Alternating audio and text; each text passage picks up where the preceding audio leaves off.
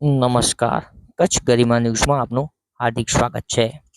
ભુજમાં શહીદ દિન ઉજવાયો. ભુજમાં શહીદી વહોરનારા વીર શહીદોની પુણ્યતિથિએ સેવા કાર્યો સાથે ઉજવાયો. શહીદ દિન પ્રસંગે શહીદે આઝમ ભગતસિંહ તથા ભારતની સશસ્ત્ર ક્રાંતિના રાહબર સુખદેવ અને રાજગુરુને શહાદતને શ્રદ્ધાંજલિ આપવા માટેનો એક કાર્યક્રમ સત્યમ સંસ્થા તથા તાનારીરી મહિલા મંડળના ઉપક્રમે યોજવામાં આવ્યો હતો. પ્રારંભમાં દર્શક અંતાણીએ શહીદ દિનની ભૂમિકા સમજાવી હતી. ત્યારબાદ ભુજના પૂર્વ નગરપતિ ને વરિષ્ઠ ધારાશાસ્ત્રી શંકરભાઈ સદ્દે શહીદોની આ તસવીરોને ફૂલહાર અર્પણ કર્યા હતા. ગુલામી પછી 1947ની 15મી ઓગસ્ટે આપણા દેશને રાજકીય આઝાદી મળી. એનો પ્રથમ પાયો એટલે 1857નો સ્વાતંત્ર્ય સંગ્રામ.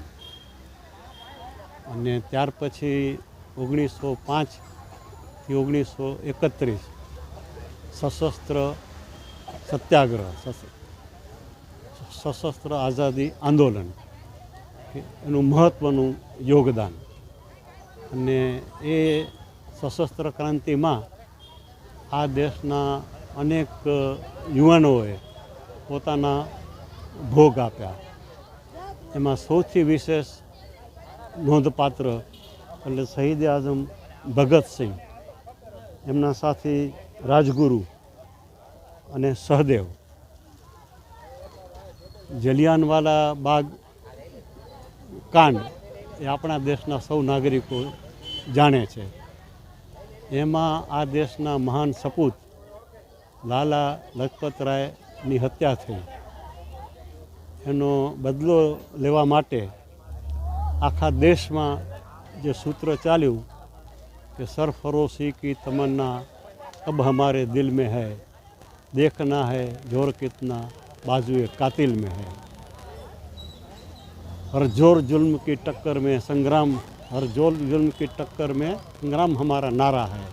એ નારા સાથે યુવાનો નીકળી પડેલા. એ પૈકી ભગતસિંહ અને રાજગુરુ એમણે એક અંગ્રેજી અમલદારની વધ કર્યો લાલા લજપતરાયની હત્યાનો બદલો લેવા માટે.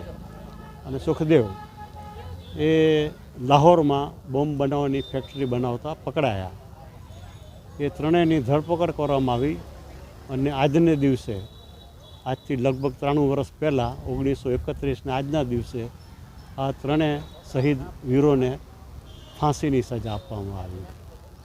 તો એમની પાસેથી આપણી અપેક્ષા શું?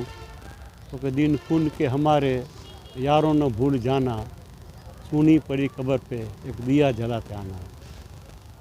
22, 23, 24, 25 વર્ષની ઉંમર, એટલે તળપદી ભાષામાં કહું તો લગ્ન કરવા માટે ઘોડીએ ચડવાની ઉંમર.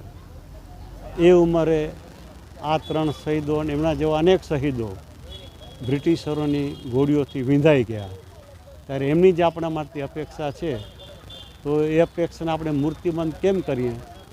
તો આવા દિવસોએ આપણે એમને યાદ કરીએ, એમને નતમસ્તકે અંજલિ આપીએ, એમનું જીવન અને એમના કાર્યોનો આપણે અભ્યાસ કરીએ.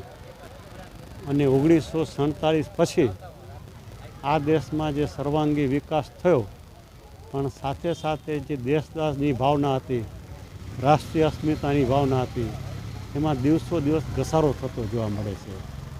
તો દેશદાસની ભાવના અને રાષ્ટ્રીય અસ્મિતાની ભાવના બળવત્તર બને એ માટે પણ આજના દિવસનું મહત્ત્વ છે.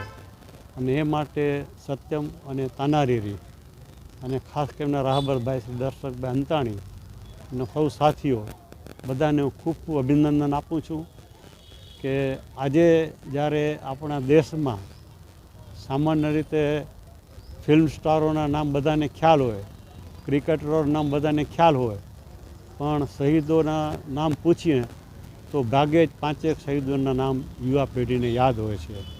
એવા માહોલમાં આવા સરસ કાર્યક્રમનું આયોજન કરવા માટે આયોજકોને ખૂબ ખૂબ અભિનંદન, સૌને ખૂબ ખૂબ શુભેચ્છાઓ.